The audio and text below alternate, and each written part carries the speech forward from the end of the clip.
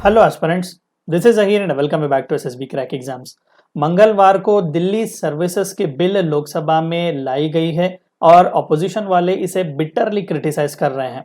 आज के इस वीडियो में मैं आपसे डिस्कस करूंगा दरअसल ये बिल की ज़रूरत क्या थी, किस लिए सेंटर जो है पूरी तरीके से अड़ा हुआ है इस बिल लाने के लिए, और आम आदमी पार्टी यानी कि इस बिल के खिलाफ जो सबसे ज़्यादा फेरोशियसली आगे बढ़ रहे हैं क्योंकि दिल्ली से रिलेटेड ही ये इशू है। तो क्या क्या इंपॉर्टेंट से इश्यूज यहाँ पर हमें देखने को मिलेंगे, उसका सभी के बारे में डिस्कस करने की कोशिश करेंगे। तो आइए वीडियो को शुरू करते हैं।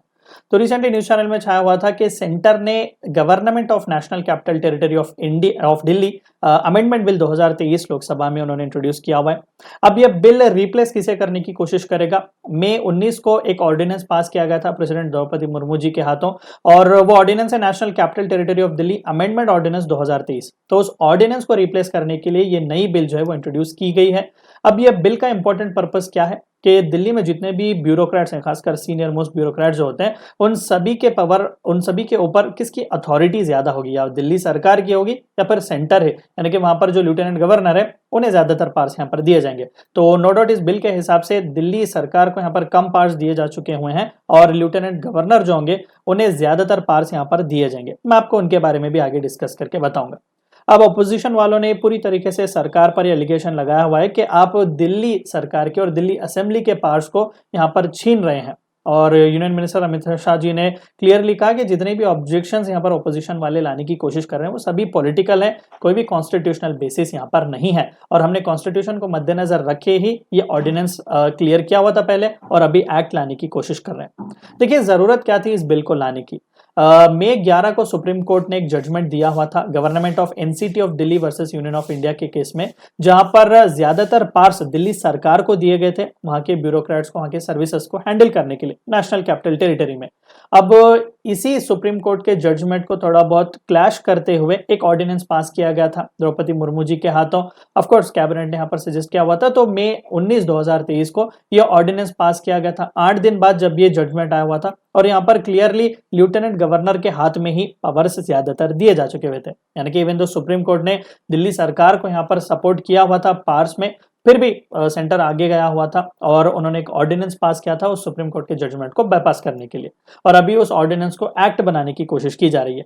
अपोजिशन पार्टीज ने कहा कि आर्टिकल 239 के हिसाब से ये क्लियर वायलेशन है कॉन्स्टिट्यूशन का, क्योंकि आर्टिकल 239 क्लियरली दिल्ली असेंबली को पावर्स देता है कि जो कुछ भी स्टेट और कॉन्करेंट लिस्ट में जितने भी सब्जेक्ट्स हैं उन सभी पर वो लॉज बना सकते हैं। लेकिन ये बिल ज्यादा पावर्स दिल्ली के लेफ्टिनेंट गवर्नर के हाथ में देने की कोशिश करता है, और ये सीरियस कंसर्न है क्योंकि सेंटर जो है वो सुप्रीम कोर्ट के जजमेंट को भी इग्नोर कर रहा है और कॉन्स्टिट्यूशन को भी इग्नोर कर रहा है।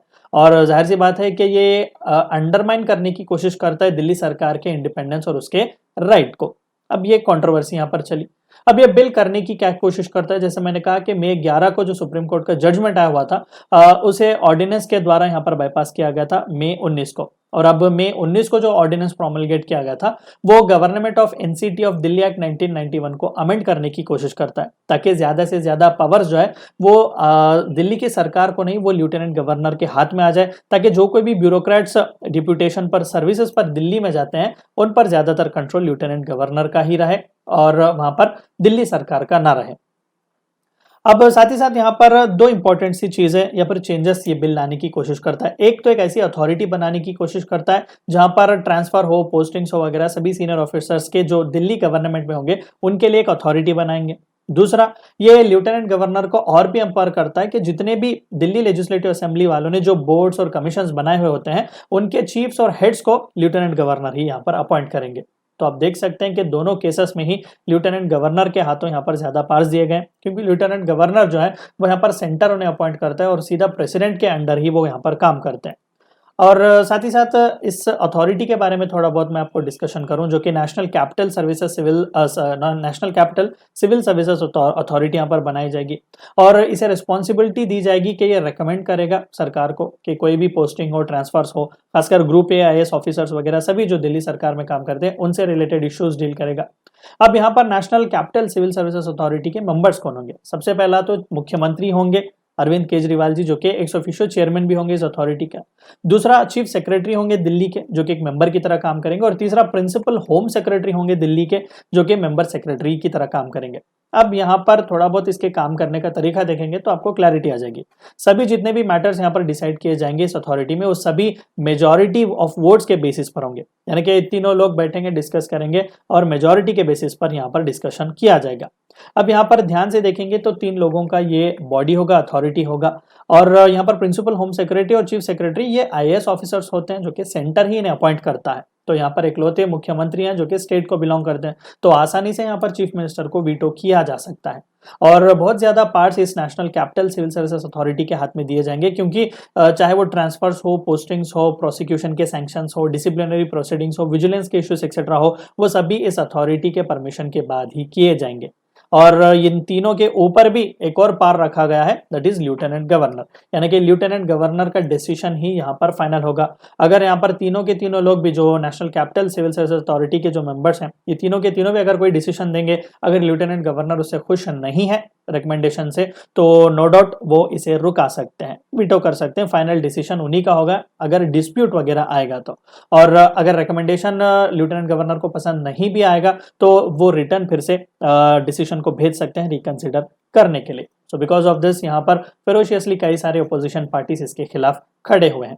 अब रैशनल सेंटर ने क्या दिया इस मूव के पीछे? देखिए, अमित शाह जी ने तो क्लियरली यहाँ पर कहा कि दिल्ली नेशनल कैपिटल टेरिटरी है, जहाँ पर कई सारे नेशनल और इंटरनेशनल इंस्टीट्यूशंस हैं, कई इंपॉर्टेंट कॉन्स्टिट्यूशनल अथॉरिटीज भी यहाँ पर रहते हैं, जैसे कि प्रेसिडेंट हो गया, parliament, supreme court, foreign diplomatic missions और इंटरनेशनल एजेंसीज भी हैं, और कई सारे हाई डिग्निटरीज भी यहाँ पर अलग अलग नेशंस के ऑफिशियल विजिट पर आते जाते रहते हैं। तो हमें चाहिए कि वर्ल्ड क्लास स्टैंडर्ड्स यहाँ पर हम प्रोवाइड करें, और साथ ही साथ जितने भी हाई पॉसिबल स्टैंडर्ड्स रिक्वायर्ड हैं मेंटेन करने के लिए दिल्ली के एडमिनिस्ट्रेशन और गवर्नेंस को, वो हमें अपने हाथों में ही रखने पड़ेंगे, क्योंकि ये सभी हाई प्रोफाइल सी चीजें दिल्ली में होते रहती हैं।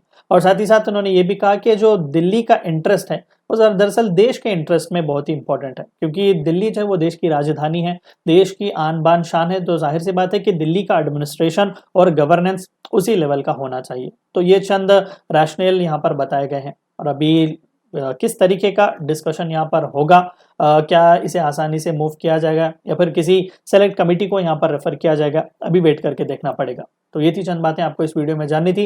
वीडियो को एंड करने से पहले आप सभी को एक बार याद दिला दूं कि एसएसबी क्रैक एग्जाम्स के पास एसएसबी इंटरव्यू से related full fledged online course available है। हर महीने इसके नए बैचेस स्टार्ट होते हैं, अपने फ्रेंड्स के साथ भी इन्फॉर्मेशन शेयर कीजिएगा। We also provide you courses like NDA, CDS, FCAT and Warrior. Written is a code which you should use so that you get 10% discount. Meet you next time. Until then, stay healthy, stay safe. Thank you for watching my video.